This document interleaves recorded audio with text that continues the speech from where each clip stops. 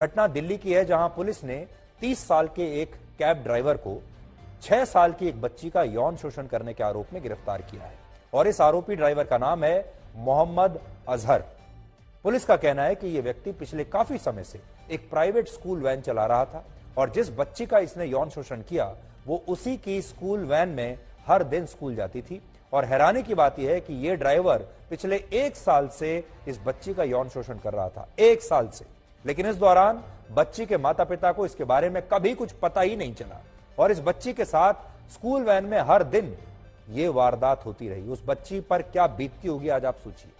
इससे भी ज्यादा चौंकाने वाली बात यह है कि स्कूल वैन में इस बच्ची के अलावा 10 से 15 और बच्चे भी हर रोज उसके साथ स्कूल जाते थे और इन बच्चों का घर इस बच्ची के घर के बाद आता था।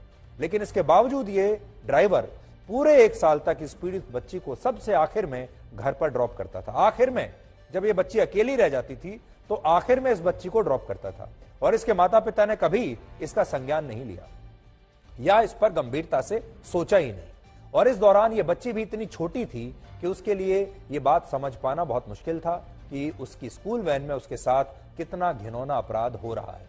और इसलिए 1 साल तक इस घटना के बारे में किसी को कुछ पता नहीं चला। पहला सुझाव तो ये कि सस्ते के चक्कर में अपने बच्चों को स्कूल बस की जगह प्राइवेट स्कूल वैन्स में बिल्कुल ना भेजें। दूसरा, अगर किसी स्कूल के पास अपनी खुद की बस नहीं है और ऐसी स्थिति में किसी माता पिता के पास प्राइवेट स्कूल वैन्स का ही विकल्प है तो उन्हें 3 बातों को बहुत ध्यान रखना है। पहला, वो स्कूल वैन सरकार द्वारा रजिस्टर्ड होनी चाहिए। दूसरा, उस स्कूल वैन के ड्राइवर का पुलिस वेरिफिकेशन जरूर होना चाहिए। तीसरा, अगर उस वैन में कोई बच्ची भी जाती है तो ये सुनिश्चित करें कि स्कूल वैन में उसके साथ एक फीमेल अटेंडेंट, एक महिला अटेंडेंट जरूर हो।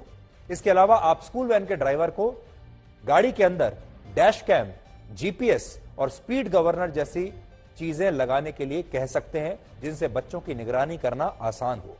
चौथा सुझाव यह है कि अगर आपका बच्चा वैन में स्कूल जाने से बार बार मना करता है तो उस पर दबाव बनाने की बजाय उससे जानने की कोशिश कीजिए कि वो वैन में क्यों नहीं जाना चाहता।